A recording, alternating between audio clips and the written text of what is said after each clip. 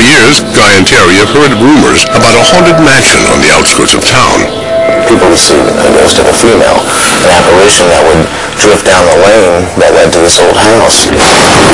Intrigued, the men decide to investigate the deserted house with their own cameras. This is the actual videotape from that unforgettable night. It was probably around midnight, storms going, lightning crashing.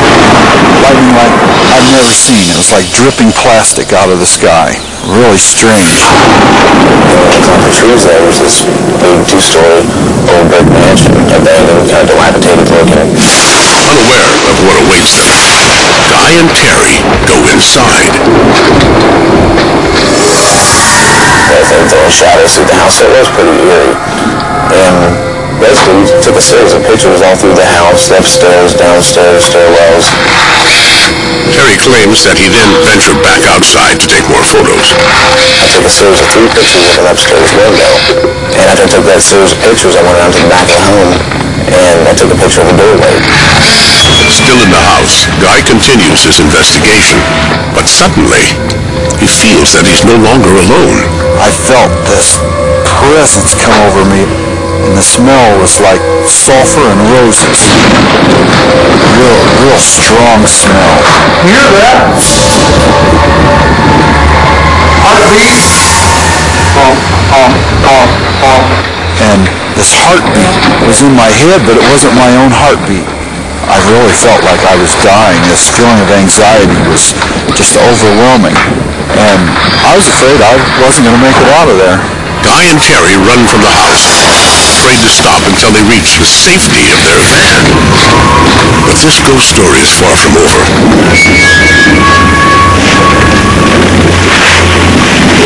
When Terry develops the film from his still camera, he's shocked by what he sees. 3 consecutive pictures of what appears to be a woman glowing in a pink light floating in the second-story window. Another pink shape is captured at the back door. Pretty much, it blew me away, I have to say. I've never seen anything like that on film.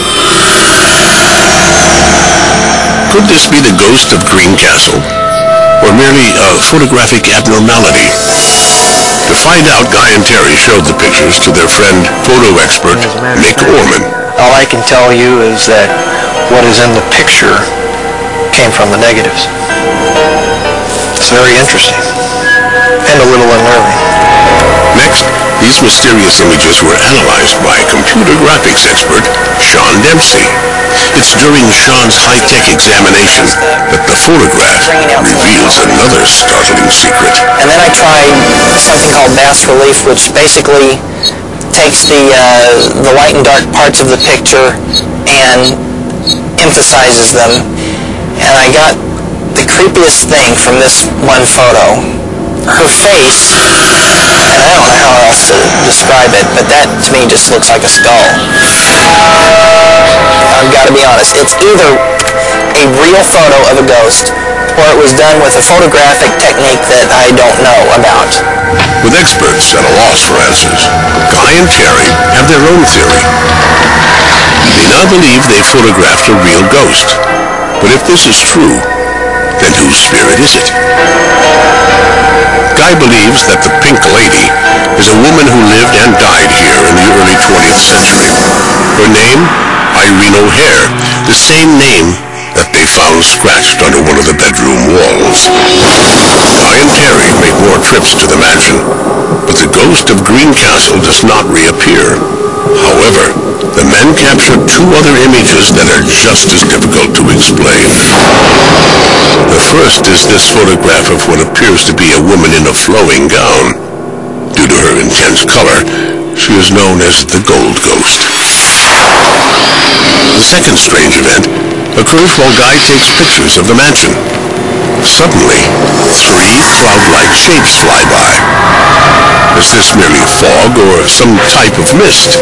If so, it would need a strong breeze to travel this fast, but Guy's clothes and hair never move, indicating that no wind is blowing.